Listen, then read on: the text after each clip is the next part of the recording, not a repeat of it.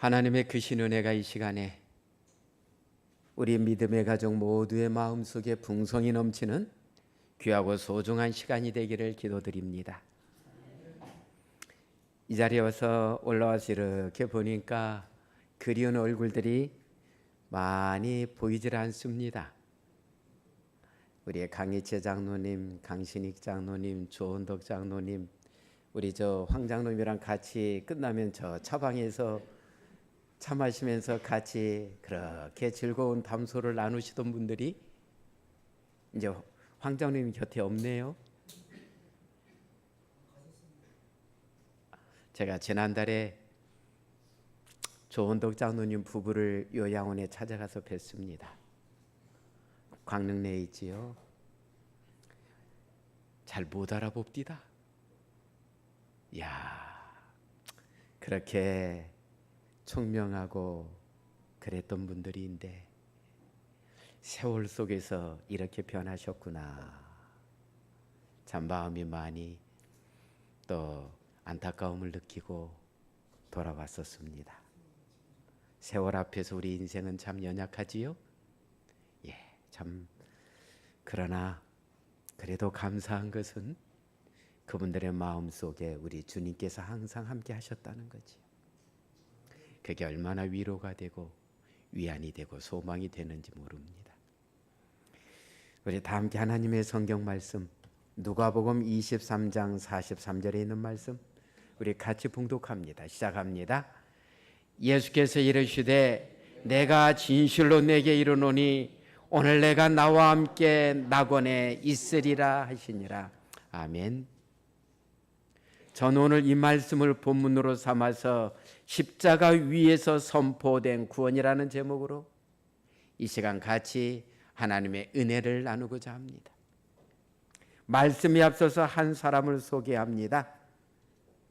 애플의 창시자 스티브 잡스가 병상에서 자신의 과거를 회상하며 마지막으로 남겼던 메시지입니다.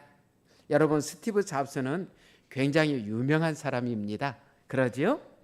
이 스티브 잡스는 스마트폰, 우리가 요즘 가지고 다니는 스마트폰을 최초로 개발한 사람입니다. 그리고 애플 2를 통해서 개인용 컴퓨터를 대중화시킨 사람이 이분입니다. 가장 많은 부를 소유한 사람 중에 대표적인 사람입니다. 그런데 2011년 10월 5일 인생 56년 살다가 췌장암으로 죽습니다. 그가 1955년생이에요. 예? 저보다 2년 먼저 태어난 사람이에요.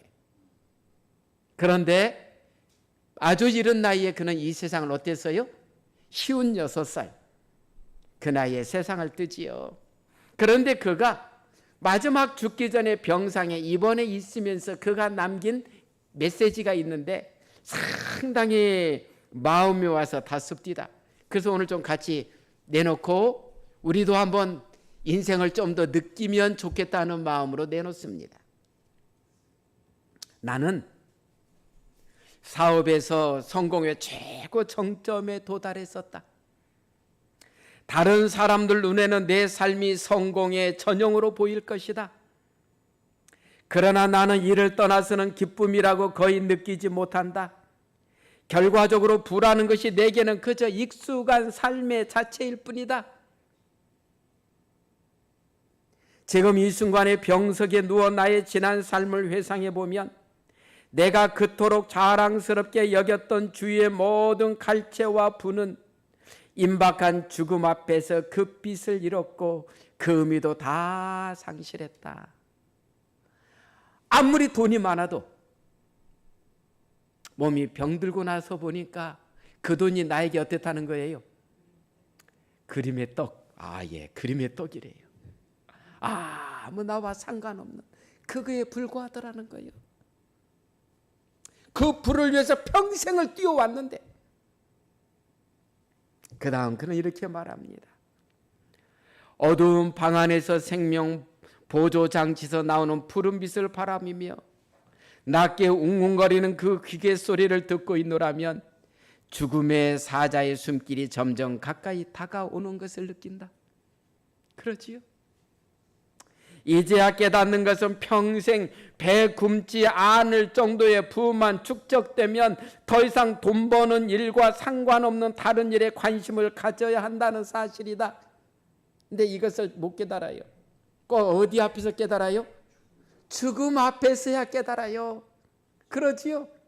죽음 앞에서야. 그건 돈 버는 일보다는 더 중요한 뭔가가 되어야 한다. 그건 인간관계가 될 수 있고 예술일 수도 있으며 어린 시절부터 가졌던 꿈일 수도 있다. 쉬지 않고 돈 버는 일에만 몰두하다 보면 결과적으로 비뚤어진 인간이 될 수밖에 없다. 바로 나같이 말이다.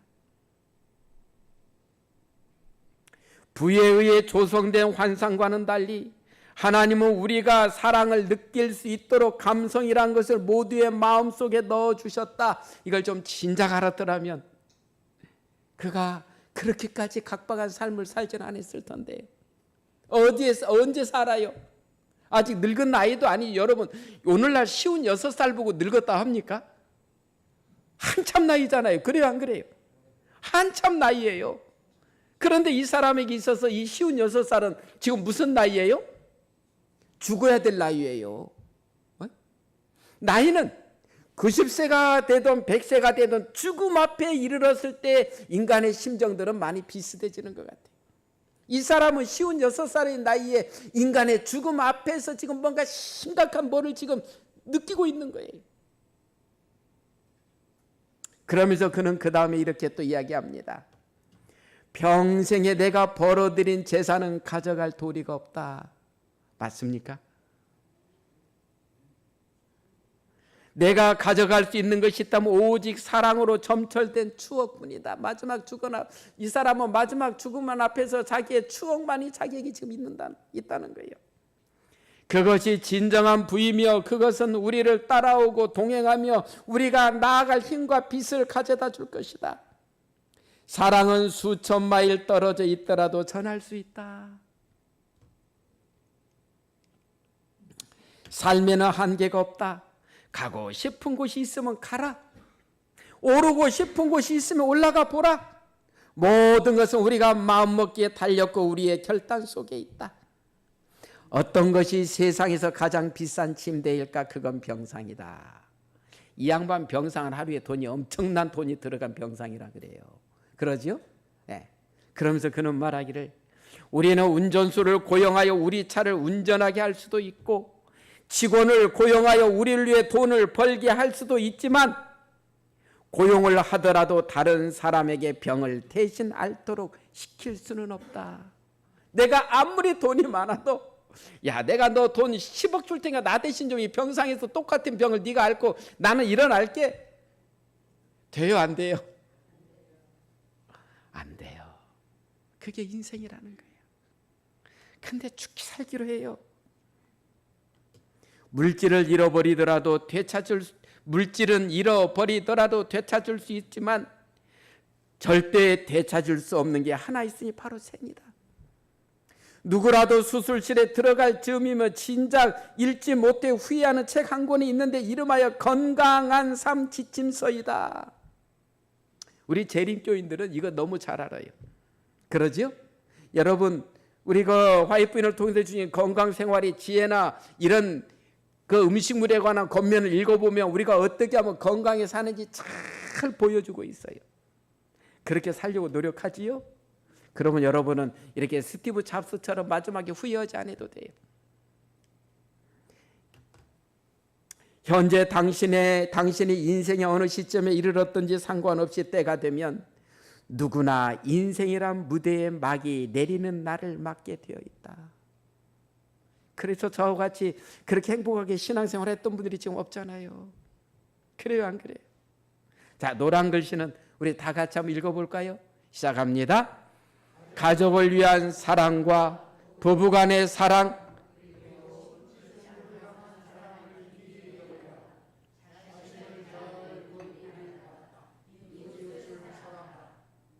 이게 그가 마지막 결론입니다.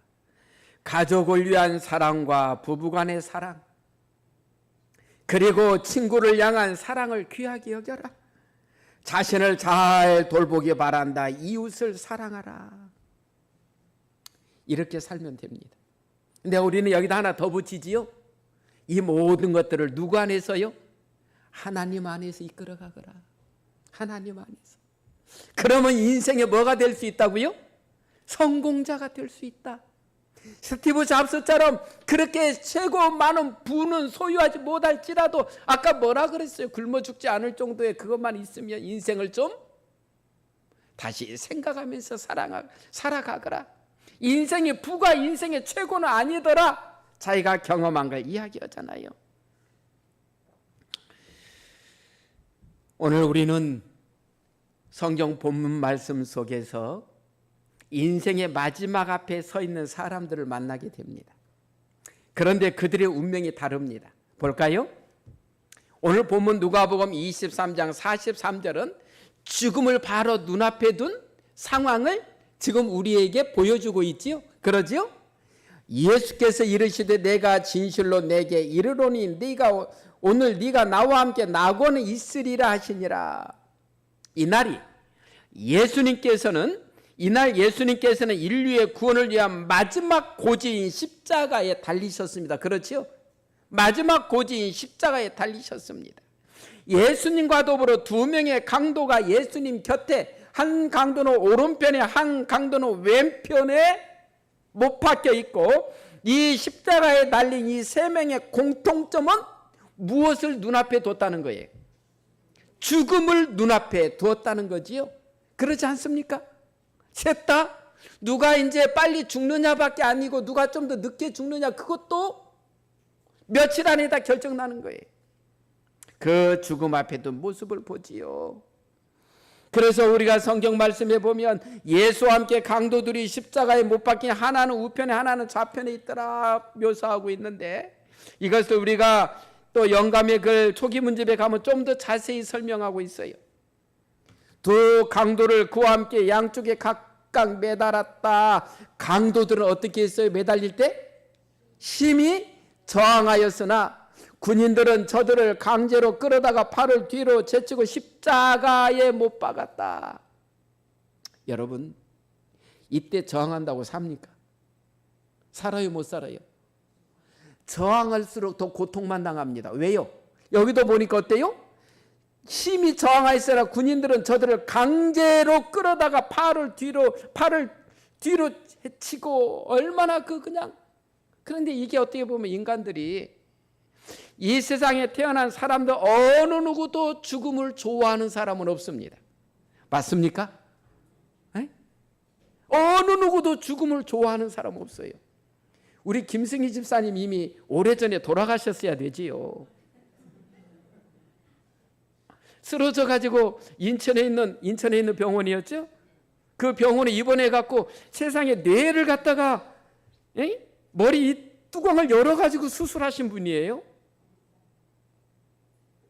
그때 이분이 진짜로 사냐 죽냐 우리는 얼마나 긴장하면서 기도했는데요, 병원에 가서.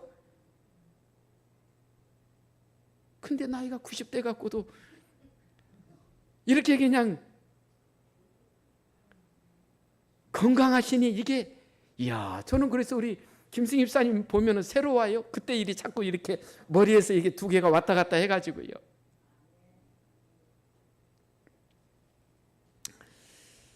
죽음은 다 싫어합니다. 이 강도들도 죽어야 됐지만 더 살고 싶은 거예요. 근데 억지로 지금 그 앞에 있는 거예요. 근데 그날 이 십자가가 세 개가 세워졌는데 어느 십자가가 가장 높이 세워졌어요? 가운데 십자가가. 누구의 십자가인데요? 왜 그들은 예수님의 십자가를 가장 높은 자리에 세웠을까요? 볼까요? 시대의 소망에서는 이렇게 설명해요.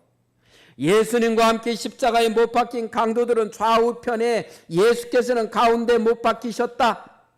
그것은 제사장들과 관원들의 지시에 의하여 이렇게 했던 것이다.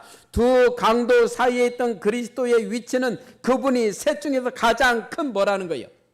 죄수라는 거예요.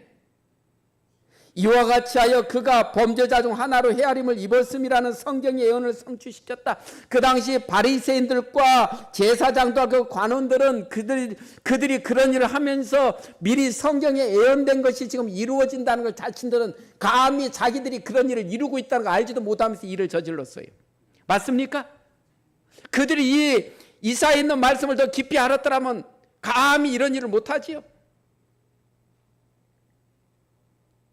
그들은 정말로 예수가 최고 죄수라고 내놓는 이 사고는 바로 사탄의 사고입니다. 사탄이 그들을 조종해서 최고 죄수로 내놓기를 원했던 것입니다. 이건 사탄의 시선입니다. 그러나 똑같은 모습을 하나님의 시선은 이렇게 나타냅니다. 제사장들은 그들의 행동이 무엇을 의미하는지를 정확하게 알지 못했다.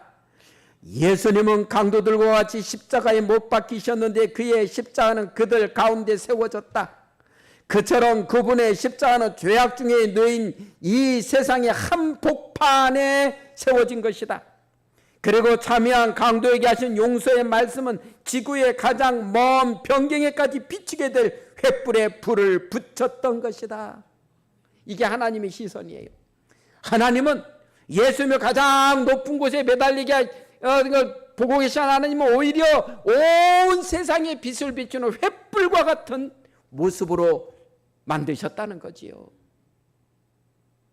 그래서 어떤 죄인일지라도 우리 예수님께 나오면 다 뭐 할 수 있도록요? 구원받을 수 있도록.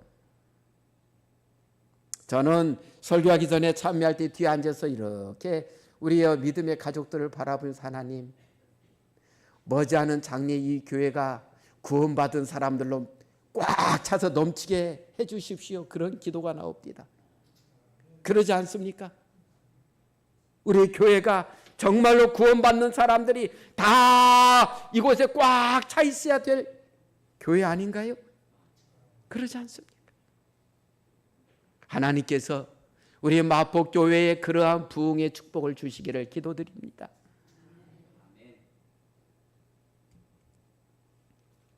이날 십자가에 달리셔서 큰 고통 중에 계신 우리 주님에게 더 큰 아픔이 이르러 왔습니다. 그것은 같이 십자가에 달린 강도들의 비난이었습니다.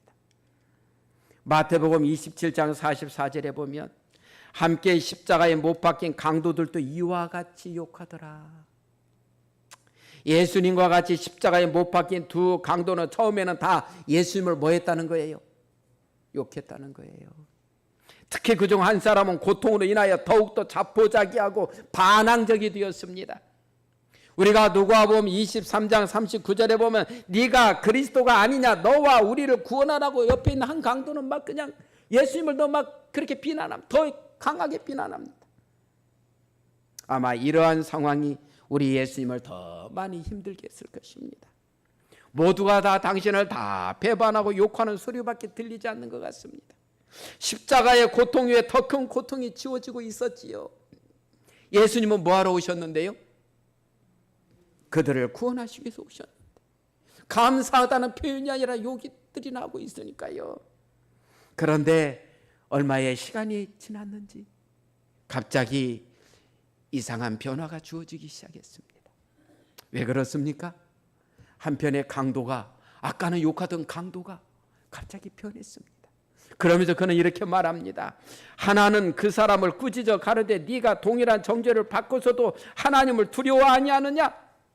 우리는 우리의 행한 일에 상당한 보응을 받는 것이니 이에 당연하거니와 이 사람의 행한 것은 옳지 않은 것이 없느니라 하고. 이게 무슨 일입니까? 갑자기 한편 강도의 마음에 다른 생각이 온 것입니다. 어떻게 이런 변화가 주어질 수 있었을까요? 여러분, 우리 예수님과 이 두 강도가 십자가에 달렸을 때가 오전 몇 시였어요? 오전 9시입니다. 오전 9시 십자가에 달렸습니다. 그리고 몇 시에 돌아가셔요? 오후 3시에 예수님께서 돌아가셔요. 물론 두 강도는 3시에 죽지 않고 더 가지요. 처음에 예수님을 같이 비난하던 한편 강도에게 변화가 일어났는데 이건 왜 그럴까요? 그에게 특별히 하나님의 은혜가 임하시는데 성령 하나님의 역사하심이 정말로 그의 마음을 강하게 역사하시죠. 그런데 저는 이 말씀을 이렇게 보면서 성령 하나님은 그날 예수님은 가운데 못 박히셨고 오른편과 왼편에 또 누가 있어요? 강도들이 못 박혀 있었지요. 그러면 그날 성령 하나님은 한편 강도에게만 역사하셨을까요? 두 강도에게 다 역사하셔서 말씀을 주셨을까요? 여러분들이 볼 때는 어떤 것 같습니까? 만일에 한편 강도에게만 줬다면 다른 강도는 억울한 거예요. 하나님 이렇게 불공평하십니까? 에이? 같이 역사하시려면 같이 역사하셔야지 뭐 누구한테는 역사하고 저는 뭐 버립니까? 얼마든지 할 수가 있어요. 제가 볼 때는 성령 하나님은 두 강도에게 다 역사하셨을 거예요. 왜요? 하나님의 사랑은 마지막까지라도 사람이 죽기 전에 그가 마지막이라도 회심하고서 하나님 안에서 구원받기를 원하시는 것이 하나님의 마음이에요, 아니에요? 마음이니까 그러지요. 그래서 하나님의 역사는 두 사람이도 다 있었겠지만 여러분 우리가 전도회나 여러분들이 복음을 전해봐서 알지요.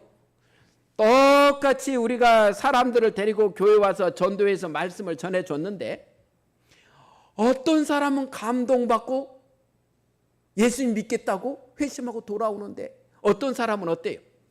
끝까지? 이런 안 그래요. 그럼 하나님께서 이 사람은 더 큰 감동 주시고 이 사람은 적게 주셔서 그래요? 아닌 거예요. 인간의 그것은 마지막 자기가 선택하는 거잖아요. 이 한편의 강도는 이 한편의 강도가 오른편 강도인지 왼편 강도인지 성경에서는 말씀을 안 주셔서 우리가 오른편 강도다 왼편 강도다 할 수 없는데 주로 성경에서 오른편이 이제 의의 편이라고 하다 보니까 많은 분들이 그냥 오른편 강도라고 막 쉽게 이야기합니다만은 특히 이 한편의 강도가 특별히 그렇게 된 데는 그가 예수님에 대해서 그전부터 좀 잘 알고 있었다는 거예요. 보면은 시대의 소망은 그 강도에 대해서 이렇게 설명합니다. 이 사람은 무정한 죄수가 아니었다. 그는 비록 악한 동부들을 사귐으로 인하여 못된 길에서 방황했으나 십자가 옆에 서서 구주를 욕하는 많은 사람들보다 훨씬 죄가 가벼웠다. 그는 전에 예수님을 보았고 그분의 말씀을 들었다. 그리고 그분의 가르침을 듣고 죄를 깨달았으나 제사장들과 관원들 때문에 예수님에게서 돌아서고 말았다. 이 사람은 그러니까 곧 지도자들의 영향으로 예수님에게서 뭐 했다는 거예요? 돌아섰다는 거예요. 잘한 거예요? 잘못한 거예요? 예? 오늘날 우리의 신앙이 어떠해야 되는지를 생각하는 내용입니다. 여러분들이 예수님을 믿고 교회 나와서 하나님을 섬기고 이렇게 예배 드릴 때에 어떤 목사님이 좋아서 장로님이 좋아서 집사님이 좋아서 처음엔 나올 수도 있지만 그 모습이 내 신앙의 표준이 되어서는 안 된다는 거예요. 사람을 보면은요 시험에 들기 좋을 때가 한두 번이 아닙니다. 안 그렇습니까? 여러분 목사라 그래서 실수 안 합니까? 장로라 그래서 실수 안 합니까? 집사라 해서 실수 안 하고 속상하게 안 합니까? 그들도 일부러 그러는 게 아니에요. 왜요? 정말로 멋있게 잘 신앙 안에서 하나님 사랑 속에서 멋있게 살고 싶은데 내가 아직 그게 못 쫓아가서 연약한 모습을 보여요. 그래요, 안 그래요? 만일에 그 사람을 보고 신앙을 하게 되면 그 사람의 그러한 모습을 볼 때 저게 신앙이냐? 저런 신앙을 하면 나 아내하고 신앙을 떠날 수가 있습니다. 그러면 누가 손해인데요? 내가 손해인데요. 이 강도가 지금 그러고서 예수님을 감동받은 사람이 떠난 거예요. 그래서 여러분들 신앙할 때 절대 사람 보고 하지 마세요. 목사님 보고 장로님 보고 집사님 보고 신앙하지 마세요. 그들도 실수하고 넘어지고 떠날 수 있어요. 항상 우리 주님 바라보고 하나님 말씀 속에 서서 가야 돼요. 신앙은 하나님의 말씀 속에 서서 가야지 사람 보고 신앙하면 안 됩니다.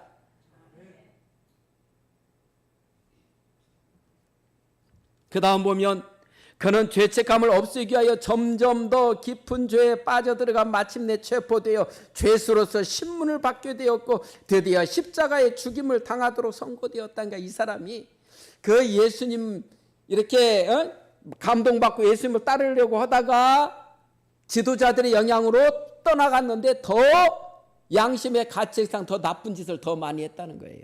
그리고 그 당시에 십자가형은요, 그냥 보통 평범한 죄인들은 십자가형 절대 안 했습니다. 에? 강도라는 표현을 보니까 강도는 누가 강도예요? 에?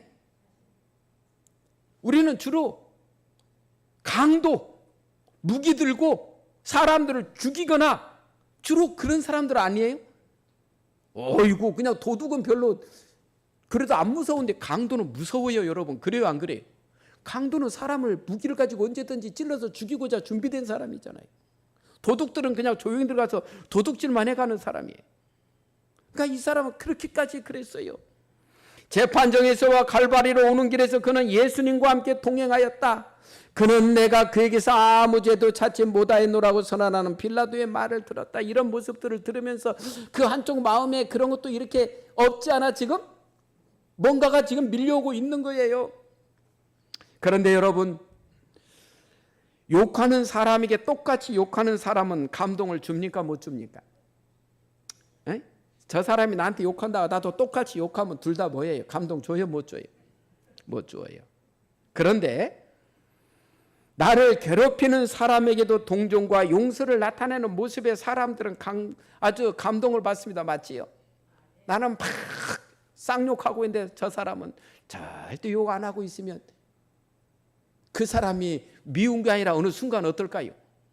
아마 존경심도 가면서 한쪽으로는 무서워도 질 거예요. 이야, 대단한 인격의 소유자구나.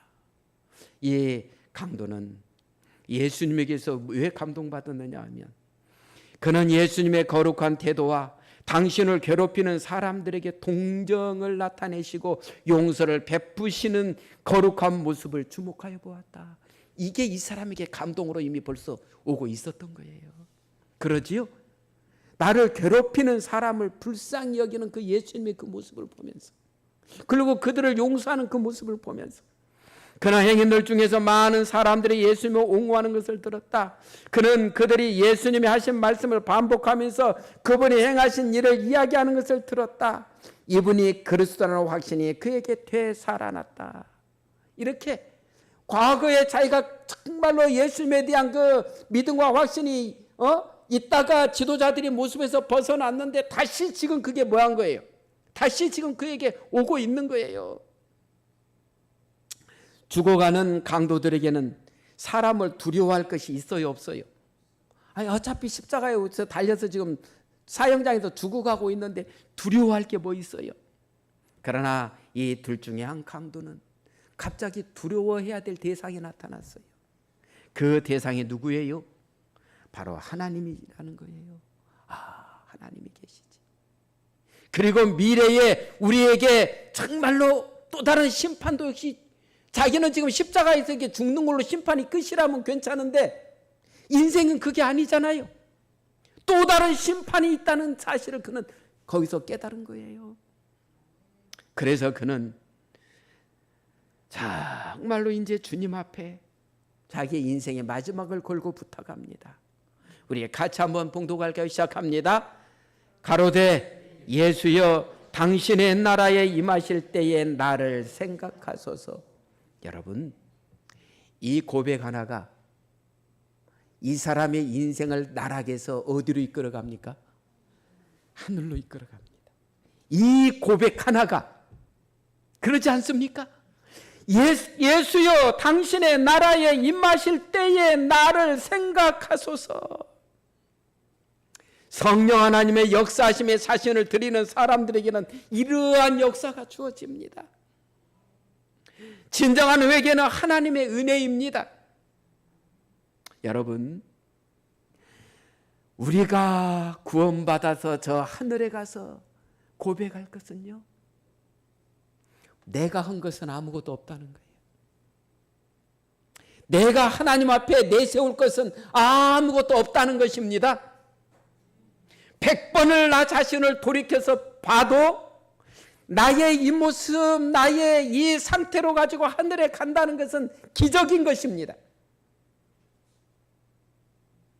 그렇지 않습니까? 우리가 하늘에 가서 정말로 더 깨달을 것은 내가 오늘 이곳에 온 것은 100% 하나님의 은혜구나. 나 자신이 뭐 내놓을 게 있어요? 뭐 내놓을 게. 안 그렇습니까? 우리가 구원받는 건 100% 하나님의 은혜인데 이 하나님의 은혜도 이렇게 한편 강도처럼 내 걸로 받아들이는 사람에게 주어진다는 거예요. 그날 똑같이 두 강도가 양옆에서 똑같이 죽어가고 있었지만 오직 구원은 누구한테밖에 없었어요? 회개하고 주님 앞에 진정으로 자기 자신을 내어놓는 이 사람만 구원이 주어졌지, 또 다른 한편에 있는 강도에게는 그 구원은 주어지지 않았다는 거예요. 왜요? 그는 끝까지 아마 예수님 저주하다가 죽었을 거예요. 저주도 오랫동안도 못했어요. 왜요? 예수님께서 오후 3시에 돌아가셔 버렸으니 돌아가신 분을 놓고 무슨 욕을 하겠어요? 아무리 해봤자 듣지도 않는데. 사람에게 있어서 선택은 그렇게 중요한 거예요. 오늘 여러분들이 이곳에 오고자 선택한 건 잘한 거예요? 안 한 거예요? 우리 조병환 집사님이 예수님 믿기로 한 거 잘한 거예요? 안 한 거예요? 조 집사님 그렇게 인정하십니까? 이거 제가 있을 때 그렇게 교회 나오라 그래도 안 나오고, 아내 되는 우리 박 집사님을 얼마나 그때는 많이 힘들게 했었는데, 우리 박 집사님의 눈물의 기도가 하나님의 은혜 속에 응답받고, 여보 같이 갑시다 주님 앞으로. 우리 이 세상 살면서 당신이나 나나 얼마나 고생 많이 하고 우리 이 세대가 고생 많이 했잖아요. 에? 이제 우리 하늘에 가서 우리 그동안 아웅다웅도 종종 했지만 하늘에 가서 잘 삽시다. 이것은 하나님의 은혜를 아는 사람만이 줄 수 있는 은혜예요.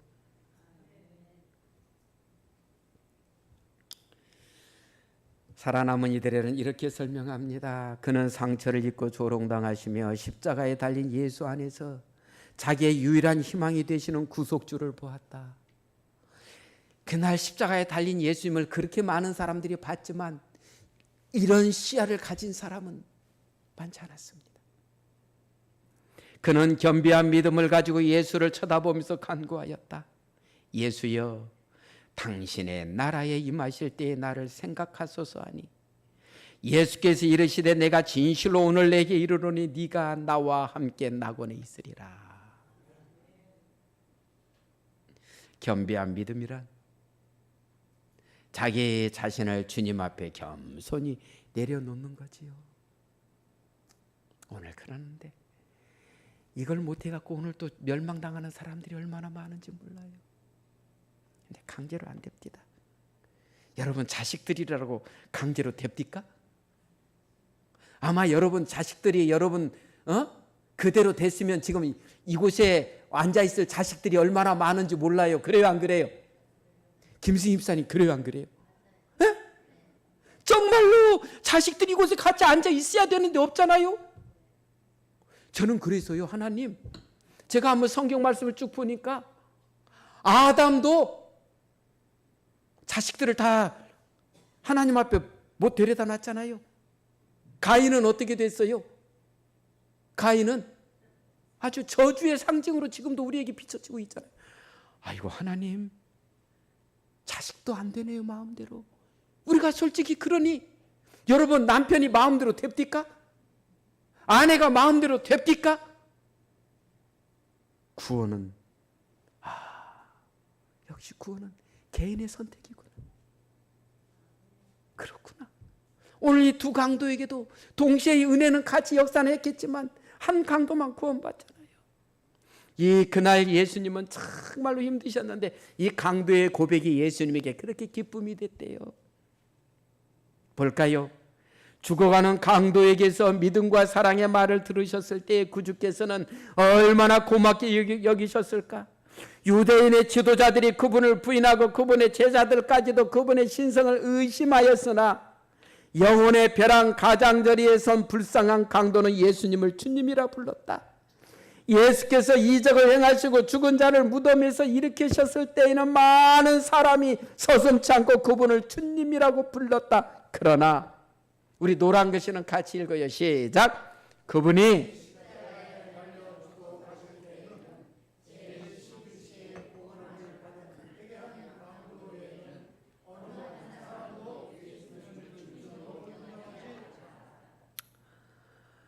이 한 사람의 강도의 그 고백이 우리 예수님에게 그날 그렇게 기쁨이 되셨어요. 오늘 우리가 주님 앞에 나아가서 주님을 부르면서 무릎 꿇고 기도할 때, 우리가 주님을 부르면서 이렇게 하나님께 예배 드릴 때 우리 주님의 마음이 얼마나 기쁘시겠냐는 거지요. 안 그렇습니까? 오늘 아까 이하수님이라 그랬어요. 누구라 그랬어요? 잘하셨어요. 정말 잘하셨어요. 그리고 이곳에 있는 분들 한 사람도 나고자 되지 마시고요. 꼭 우리 주님 손 놓지 마시고 붙잡고 끝까지 가시기 바랍니다. 예수님께서 그에게 이렇게 하시지요. 예수께서 이르시되 내가 진실로 내게 이르노니 오늘 네가 나와 함께 낙원에 있으리라 하시니라. 예수님은 그 고통 속에서도 당신을 찾아오는 사람들은 어느 누구일지라도 다 뭐 해주셔요? 안아주시고 보듬어 주시고 사랑해 주셔요. 이게 우리 주님이잖아요.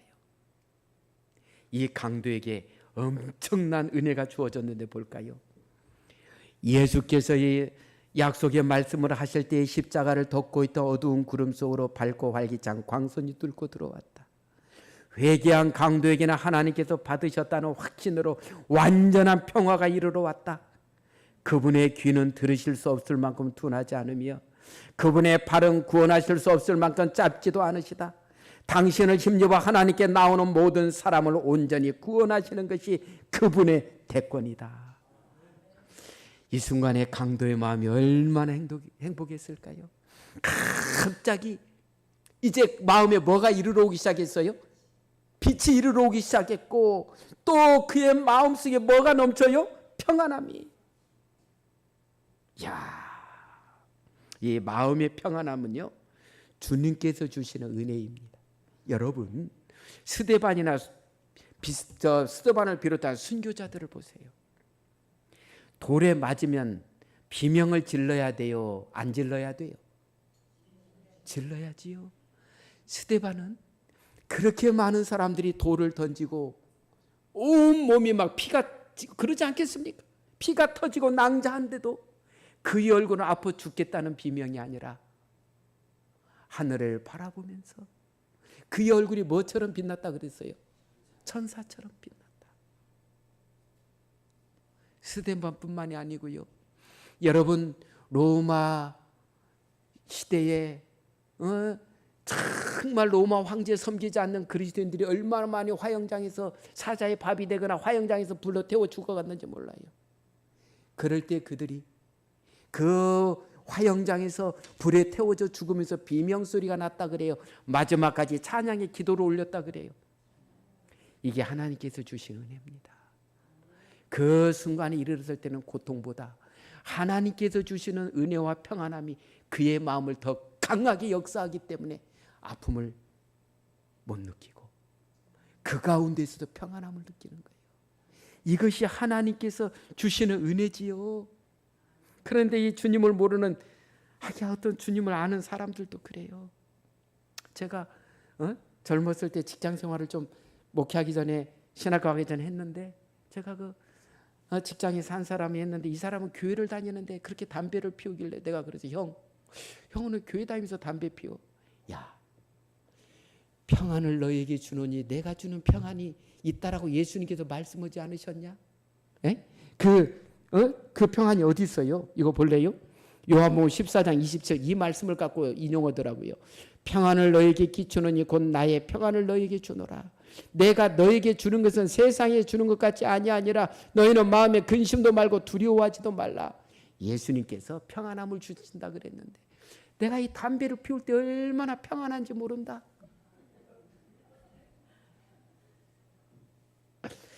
이것은요, 우리 예수님께서 말씀하시는 이 평안을 내게 주니 평안과 세상이 주는 것은 예수님은 같지 않다고 하셨어요. 오늘날 세상 사람은 열받으면 어디로 가야 돼요? 술집으로 가거나 담배를 펴서 줄담배를 피우면서 무슨 열을 낮춰요. 이건 세상이 주는 거예요. 더 심하면 마약으로 갑니다. 그 막 속상 힘들 때 마약이 나오면 세상에 뭐 다 천국처럼 방방 뛴다면서요. 이건 세상이 주는 것과 주님이 주시는 평안의 차이점 뭐예요? 마귀를 통해서 오는 이 평안함은요, 사람을 병들게 하고 죽으라 그래요. 그렇지 않습니까? 평안하다고 담배만 계속 피는 사람은 뭘로 죽을 확률이 높고요? 폐암으로. 또 평안하고 한다고 아침부터 저녁까지 술만 마시는 사람은 또요, 알코올 중독으로 인생이 말이 아니에요. 그러지요? 또 그도 병으로 죽어. 또 마약으로 가지고 그냥 방방 뛰는 사람은 어때요? 더 일찍 죽어. 이건 세상이 주는 평안이에요. 우리 주님께서 주시는 평안은 그게 아니에요. 그러지요? 지금 우리가 누리는 이 평안은 얼마나 큰 은혜인지 몰라요. 저 아무리 열받아도 담배 안 피고 하나님 안에서 풀어지고, 술 안 마시고 풀어지잖아요. 마약 안 먹어도 얼마나 행복하잖아요. 이거 하나는 우리가 살피고 마무리합시다. 강도는 바로 그날 낙원에 갔는가 안 갔는가. 자, 봅시다. 똑같은 성경절인데 위에 성경절과 아래 성경절의 차이가 뭔지 한번 봐봐요. 위에는 예수께서 이르시되 내가 진실로 내게 이르노니 오늘 네가 나와 함께 낙원에 있으리라, 이 말씀대로 하면 그 강도는 그날 어디 가야 돼요? 낙원에 가야 돼. 그지요? 근데 그 밑에 봐요. 예수께서 그에게 이르시되 진실로 내가 오늘 내게 이르노니 네가 나와 함께 낙원에 있으리라, 이 말씀은요, 오늘 내가 오늘 너에게 말하는데 네가 나와 함께 낙원에 있으리라, 이것은 미래요. 지금이 아니요. 그러면 이 두 가지가 다 번역이 가능한데 어떤 것이 맞느냐는 거예요. 성경에 따라서 위로 번역한 성경이 있고 밑으로 번역한 성경이 있어요. 오늘 보통 우리가 가지고 있는 성경은 위로 번역되어 있어요. 그러지요? 이거에 대해서 오늘이라는 부사에 따르는 구두점 문제이다. 쉼표가 잘못 찍혔다. 고대 헬라어는 문자를 띄어쓰기 하지 않았다. 사도들과 선지자들이 글을 기록했을 때는 쉼표 등이 없었다. 오늘날 성경은 뭐 1장, 2장 다 있지요? 절이 있죠? 이게 원래 성경에는 없어요. 그냥 통으로 그냥 마태복음 1장부터 28장까지 한 번에 그냥 통으로 되어 있어요. 절도 없고 장도 없고. 13세기의 학자들이 장절, 구두점, 띄어쓰기 등을 하였다. 일반적인 생각 때문에 성서의 쉼표까지도 영향을 받았다. 앞에 성경절에서 쉼표는 오늘이라는 단어의 앞이 아니라 뒤에 위치하든가, 그러니까 쉼표를 앞에다 찍냐 뒤에 찍냐에 따라서 아까 그 번역이 차이 나는 거예요. 그래서 실제로 일어난 사건과 일치하기 위해서 이 쉼표의 위치를 바르게 한 성경 번역본이 여러 개 있는데 밑에 있는 GM 람사 번역본이나 콩코던트 여기나 이런 것들은 쉼표를 뒤에다 찍어서 제대로 내놓고 있다는 거예요. 그래서 오늘 우리 성경 주석도 보면 오늘과 내게라는 단어 사이에 들어있는 구두점은 번역자들이 넣은 것임을 주목해야 한다. 오늘이라는 단어 앞에 구두점을 찍음으로써 번역자들은 죽은 자가 사망 시에 보상을 받게 된다는 비성경적인 개념의 지도를 받았음을 분명히 드러낸다. 또 보면은요, 오늘이라는 단어 앞에 구두점을 찍는 것은 그리스도와 여러 신약 기록자들이 다른 곳에서 분명히 언급한 내용들과 그의 말을 모순되게 만드는 셈이다. 따라서 성경 자체의 사상에 의하면 그 구두점을 오늘이라는 단어 앞에 아니라 뒤에 찍어야 한다. 그러므로 그리스도가 십자가 위에서 강도에게 실제로 한 말은 진실로 오늘 내가 너에게 말하노니 네가 나와 함께 낙원에 있으리라였다. 이렇게 번역이 이루어져요. 그래서 우리의 시대의 소망도 이렇게 이야기하지요. 내가 오늘 내게 이르노니 네가 나와 함께 낙원에 있으리라. 그리스도께서는 그 강도가 그날 그분과 함께 낙원에 있으리라고 약속하지 않으셨다. 그분 자신도 그날에 낙원에 가지 않으셨다. 그분은 무덤에서 쉬셨으며 부활의 아침에 그분은 내가 아직 아버지께로 올라가지 못하였노라고 말씀하셨다. 그분이 십자가에 못 박히시던 날 곧 표면상으로 볼 때 패배와 흑암의 날인 그날에 주님께서는 그 같은 약속을 주셨다. 이제 마지막으로 강도의 구원이 우리에게 주는 희망은 뭐예요? 볼까요? 구속함을 입은 사람들 중에는 생애의 마지막 시간에 구주를 붙잡은 사람들이 있을 것이다. 이런 사람들은 하늘에서 가르침을 받을 것인데 그들은 죽을 때의 구속의 경륜을 완전히 이해하지 못하였다. 그리스도께서는 구원받은 그 사람들을 생명수 강가로 인도하셔서 그들이 이 세상에서 이해할 수 없었던 것을 그들에게 공개하실 것이다. 그러니까요, 죽기 몇 시간 전일지라도 그 사람에게 마지막 기별을 전하라고요? 하지 말라고요? 전하라는 거예요. 마지막에도. 그래서 우리 주님은 진정으로 회개하는 사람들을 용서하기를 기뻐하셔요. 우리 요한일서 1장 9절입니다. 봉독합니다. 만일 우리가 우리 죄를 자백하면 저는 미쁘시고 우로우사 우리 죄를 사하시며 모든 불의에서 우리를 깨끗게 하실 것이요. 아멘입니다. 그리스도는 그의 사업의 마지막 순간까지 죄를 용서하시는 분이셨다. 베들레헴의 큰 별이 막 지려는 가장 깊은 도덕적 흑암의 한밤중에 죽어가는 한 죄인이 죽어가는 구주를 붙잡았을 때에 그의 믿음의 빛이 찬연한 광채를 가지고 비쳤다. 감사합니다. 사랑하는 믿음의 가족 여러분, 예수님은 회개하는 죄인을 향해서 약속하셨어요. 뭐라고 하셨어요? 진실로 내가 오늘 내게 이르노니 네가 나와 함께 낙원에 있으리라, 천국에 있으리라. 오늘 십자가상의 강도는 우리에게 희망의 기별을 전합니다. 어느 또한 사람일지라도 진정으로 주님께 와서 주님의 앞에 무릎 꿇고 회개하고 간구하는 사람은 다 뭘 주시겠다고요? 낙원을 주시겠다고 약속하셨습니다. 영원한 생명을 주시겠다고 약속하셨습니다. 우리 모두 이 믿음 주님 안에서 끝까지 붙드시고 나뿐만이 아니라 여러분 주변도 좀 돌아보시고 구원받아야 될 사람들을 위해서 기도하시면서 그들에게 하나님의 사랑을 나누어주는 믿음의 가족들이 되기를 주님의 이름으로 축원합니다.